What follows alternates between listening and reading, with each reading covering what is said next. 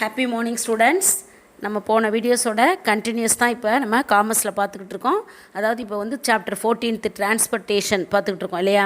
அதாவது வந்து டிரான்ஸ்போர்ட்டேஷனில் லேர்னிங் அப்ஜெக்டிவ்ஸ் பார்த்தோம், இன்ட்ரொடக்ஷன் பார்த்தோம், meanings and definition of transport பார்த்தோம், டைப்ஸ் ஆஃப் டிரான்ஸ்போர்ட்.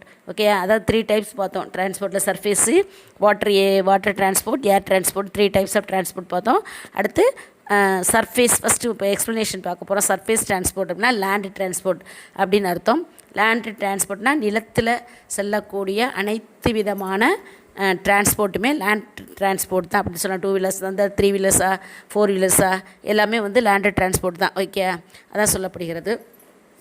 இது வந்து தமிழில் சொல்லணும்னா என்னென்னு சொல்லப்படுகிறது, மேற்பரப்பு போக்குவரத்து அப்படின்னு சொல்லப்படுகிறது. லேண்டு டிரான்ஸ்போர்ட் அப்படின்னா மேற்பரப்பு போக்குவரத்து அப்படின்னு அர்த்தம். ஃபஸ்ட்டு பார்த்திங்கன்னா பேக் அனிமல்ஸ், அதாவது பொதி விலங்குகள் அப்படின்னு சொல்லுவாங்க. Okay, animals like horse, mule, donkey, camel and elephant etc. are used for the carrying small loads in backward areas. Hill, track, forest regions and deserts known as the pack animals. Generally, the pack animals serve areas which are inaccessible to modern means of transport. Animal transport has also played a significant role where there is no road and railway transport. உங்களுக்கு தெரியும், அந்த காலங்கள்லாம் பார்த்திங்கன்னா animals வச்சு தான் நிறைய transport, பொதி சுமக்கிறதுக்கு கழுதையெல்லாம் பார்த்திங்கன்னா பொதி சுமத்துறதுக்கு, எலிஃபண்ட்லாம் பெரிய பெரிய மரங்களை இழுக்கிறதுக்கு, கேமல்லாம் பார்த்திங்கன்னா மணல் பகுதிகளில் போக்குவரத்துக்கு பயன்படுத்துவது, இதெல்லாமே என்னவோ பயன்படுத்தியிருக்கு. விலங்குகள் இனமே முன்னாடிலாம் டிரான்ஸ்போர்ட்டாக அதை தான் பயன்படுத்தியிருக்காங்க. ஓகேயா, நிறைய சொல்லலாம். அந்த இது கேமல், அப்புறம் வந்து என்னது இந்த ஹில்லி ராக்ஸில் பார்த்திங்கன்னா அந்த மாதிரி நிறைய அந்த ஹில்ஸ் பகுதியில் போக்குவரத்துகள் வந்து பார்த்திங்கன்னா நிறைய ஒரு சில விதமான அதுக்குன்னு சில அனிமல்ஸ் எல்லாம் யூஸ் பண்ணப்படுவாங்க. அந்த மாதிரியெல்லாம் பயன்படுத்தப்பட்டு உள்ளது அப்படின்னு சொல்லப்படுகிறது. இது தவிர வந்து இன்றைக்கி இருக்கிற மாடர்ன் டிரான்ஸ்போர்ட் சாதனங்கள் வந்து எளிதில் அணுக முடியாத பகுதிகளில் அந்த காலத்தில், இப்போ இன்றைக்கி இருக்க மாடர்ன் டிரான்ஸ்போர்ட்லாம் இருக்கு இல்லையா, எவ்வளோ இன்றைக்கி வந்துருச்சு. 2 வீலர்ஸ் 4 வீலர்ஸ்லாம் மாடர்னாக எவ்வளவோ போக்குவரத்துக்கு வெஹிக்கிள்ஸ் வந்துருச்சு இல்லையா. ஆனால் அதெல்லாம் போக முடியாத இடங்களுக்கு இன்றைக்கி இந்த அனிமல்ஸை பயன்படுத்திகிட்டு இருக்காங்க. நிறைய ஹெவி வெயிட்டு பொதிகளாக சுமத்துவதற்கு இந்த அனிமல்ஸை பயன்படுத்துகிறார்கள் அப்படின்னு சொல்லப்படுகிறது. மேலும் இந்த டிரான்ஸ்போர்ட், இந்த லேண்டு டிரான்ஸ்போர்ட் மற்றும் ரயில் டிரான்ஸ்போர்ட் இல்லாத பகுதிகளில் கூட இந்த பேக் அனிமல்ஸ், அதாவது பொதி விலங்குகள் அப்படின்னு சொல்கிறது, இந்த பேக் அனிமல்ஸ் போக்குவரத்து இன்றைக்கும் வந்து நிறைய இடங்களில் முக்கிய பங்காற்றுகிறது அப்படின்னு கூட சொல்லலாம். ஓகேயா, bullock carts, it constitutes the predominant form of rural road transport in India for goods traffic and some extent for passengers traffic. It links up the village with the nearby markets and railway stations. It carries the produce for sale to the market and consumer goods to the villages.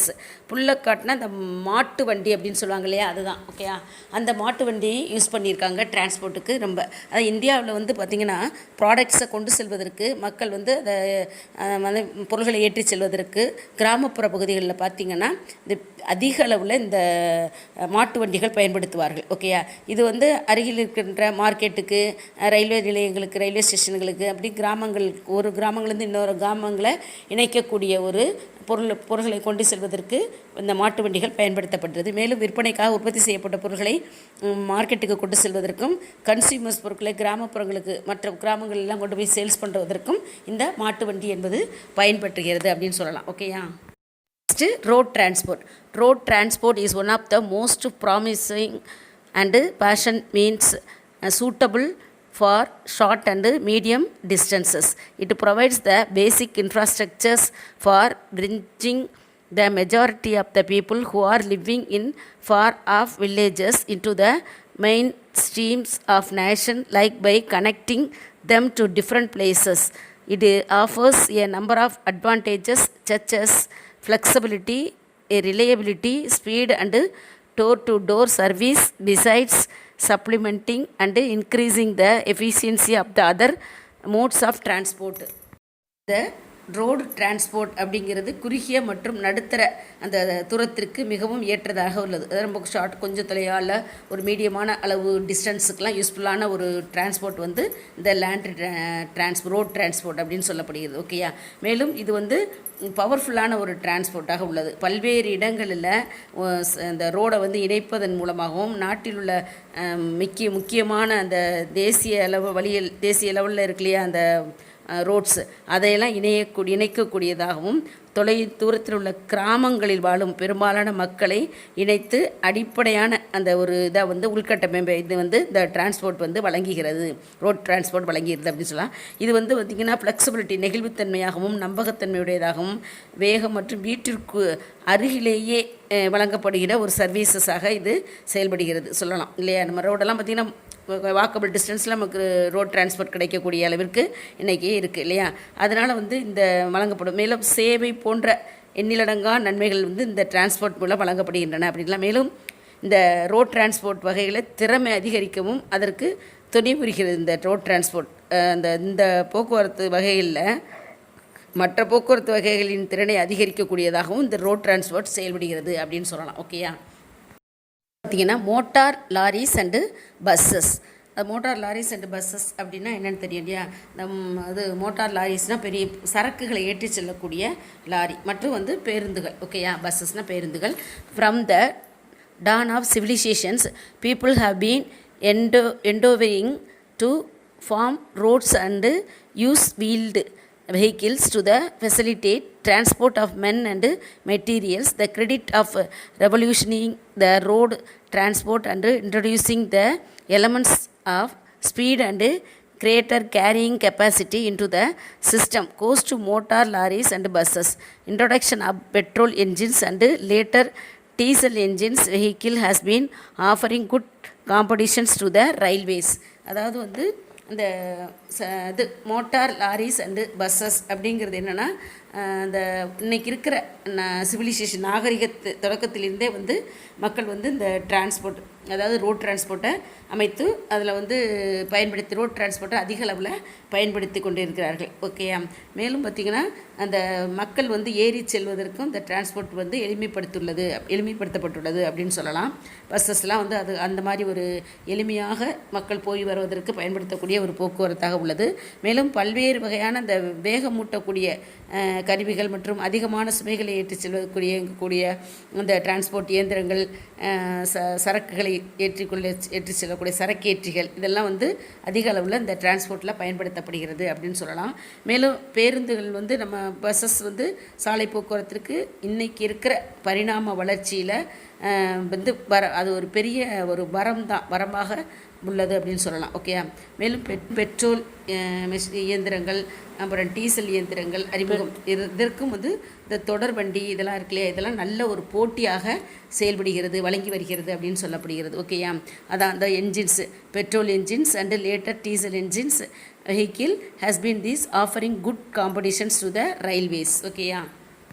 இதில் வந்து இந்த back animals அதாவது பொதி சுமக்கக்கூடிய விலங்குகள் பார்த்தோம் இல்லையா டிரான்ஸ்போர்ட்டில், அதுக்கு படம் கொடுத்துருக்காங்க, கழுதைகள் படங்கள். நெக்ஸ்ட்டு வந்து புல்லக் கார்ட்ஸ் பார்த்தோம் இல்லையா, புல்லக் கார்ட்ஸ் மாட்டு வண்டிக்கும் உங்களுக்கு ஒரு சார்ட் கொடுத்துருக்காங்க பாருங்கள். இதெல்லாம் பார்த்துக்கணும். ஓகே. இன்றைக்கி மாட்டு வண்டியெல்லாம் இப்போ கிராமங்களில் தானே இருக்கே இல்லையா, நீங்கள் பார்த்துருப்பீங்க. அடுத்து வந்து பார்த்திங்கன்னா ட்ரம் வேஸ். ஓகேயா. ட்ரம் வேஸ் அதாவது it made their appearance in the 19th century as a form of transport suitable for big cities. Tramways were initially horse-drawn, later steam-powered, and now electrically operated. Its carrying capacity is large. They are able to cope up with the peak hour traffic in big cities with the greater popularity of the motor business. Tramways slowly declined. Madras city had tramways till 1933. Tram வண்டிகள் அப்படிங்கிறது பார்த்திங்கன்னா 19th செஞ்சுரியில் பெரிய நகரங்களுக்கு ஒரு பொருத்தமான ஒரு transport முறையாக இது இருந்தது அப்படின்னு சொல்லக்கூடியது. மேலும் இந்த ட்ராம் வண்டிகள் பார்த்திங்கன்னா முதல்ல வந்து ஹார்ஸ் இது பண்ணி அதன் மூலமாக இயங்கியது.